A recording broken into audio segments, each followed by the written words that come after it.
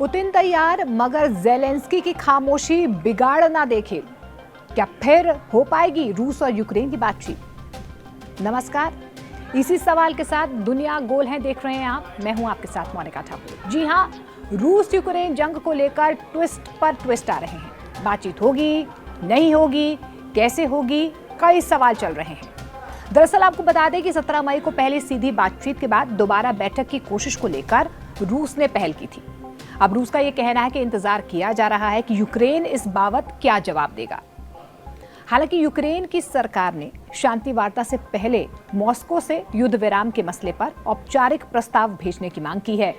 वहीं रूस के राष्ट्रपति सुरक्षा परिषद के सचिव सेर्गेई शोइगु ने गुरुवार को ही दूसरी दौर की बातचीत की संभावना जाहिर की थी। लेकिन कुछ ही घंटों में पेस्कोव के बयान से स्थिति एक बार फिर से यहां पर अनिश्चित हो गई है। अब ये सवाल उठ रहे हैं कि दूसरे दौर की बातचीत जो इस्तांबुल में होनी है वो होगी, नहीं होगी। अगर होगी, क्योंकि रूस की तरफ से पहल तो कर ली गई है। पहले बातचीत में यूक्रेन था, अमेरिका था, लेकिन रूस की तरफ से कोई नहीं आया।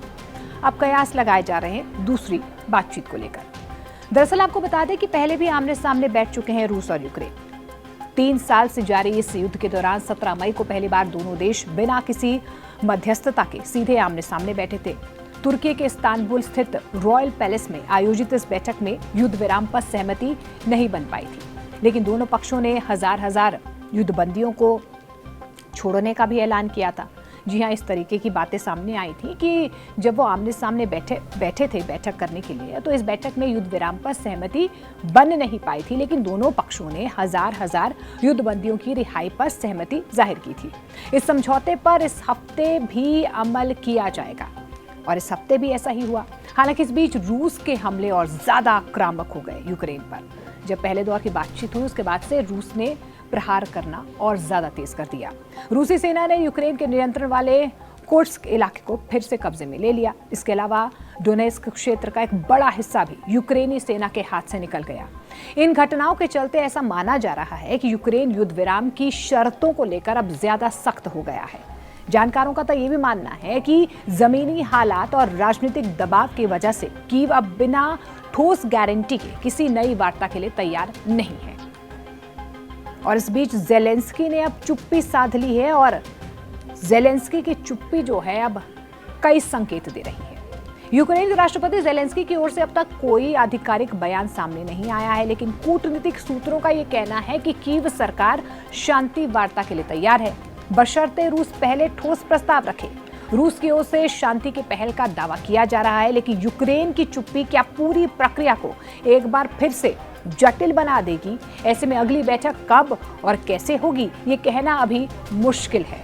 लेकिन 2 घंटों से कम समय तक पहले दौर की वार्ता चली थी। रूस और यूक्रेन के बीच पहले दौर की शांति वार्ता जो है वो 2 घंटे से भी कम समय तक चली थी। इस दौरान रूसी जो वार्ताकार थे, उन्होंने दोनों पक्षों के हजार युद्धबंदियों की अलग अलग बदली करने और युद्ध विराम की संभावना तलाशने के लिए अपनी मांगों का एक ज्ञापन जो है वो तैयार किया था और दोनों ही तरफ से सहमति भी जाहिर की गई थी। हालांकि उसके बाद से रूस की तरफ से हमले जो है और ज्यादा तेज हो गए। रूस और यूक्रेन के बीच चल रही जंग को खत्म करने की उम्मीद एक बार फिर से धुंधली पड़ती हुई नजर आ रही है, क्योंकि यूक्रेन की तरफ से अभी तक कोई संकेत नहीं दिए गए हैं। तुर्की के इस्तांबुल शहर में होने वाली दूसरी संभावित शांति वार्ता को लेकर रूस ने यह दावा किया है कि यूक्रेन की ओर से कोई सकारात्मक जवाब नहीं मिला है। रूसी राष्ट्रपति व्लादिमीर पुतिन के कार्यालय की ओर से गुरुवार को यह जानकारी दी गई। क्रेमलिन के प्रवक्ता दिमित्री पेस्कोव ने कहा कि हम अब इंतजार कर रहे हैं कि यूक्रेन शांति वार्ता में हिस्सा लेगा या नहीं। लेकिन इस बीच ट्विस्ट ये भी है, क्योंकि पहली दौर की जो वार्ता है उसमें अमेरिका भी था। अमेरिका इस पूरी शांति वार्ता का क्रेडिट लेना चाहता है। अब जब रूस की तरफ से पहल की गई है तो अमेरिका को कोई इन्वॉल्वमेंट की अगर हम बात करें तो कोई न्योता नहीं दिया गया है या अमेरिका को इन्वॉल्व नहीं किया गया है। अमेरिका को बिना बताए रूस की तरफ से प्रस्ताव आगे किया गया, यानी कि यहाँ पर अमेरिका को झटका लगता हुआ नजर आ रहा है। जिस तरीके से अमेरिका चाहता था कि वो क्रेडिट ले ले कि रूस और यूक्रेन के बीच शांति वार्ता उसने करवाई है, क्योंकि पहली वार्ता में तो वो आए थे अमेरिकी राष्ट्रपति डोनाल्ड ट्रंप, और उन्होंने कहा भी था अगर दोनों देश चाहते हैं तो मैं आऊँगा। लेकिन अभी दूसरे दौर की बातचीत के लिए जिस तरीके से रूस पहले दौर की बातचीत में नहीं आया था, अब दूसरे दौर की जो बातचीत है उसमें जब रूस की तरफ से पहल की गई है, लेकिन ज़ेलेंस्की ने अब चुप्पी साध ली है। तो ऐसे में सवाल यही बन रहा है कि दोनों देशों के बीच ये जो शांति वार्ता की पहल हुई थी, ये रंग लाएगी या नहीं। दुनिया गोल है में आज के लिए बस इतना ही। नमस्कार।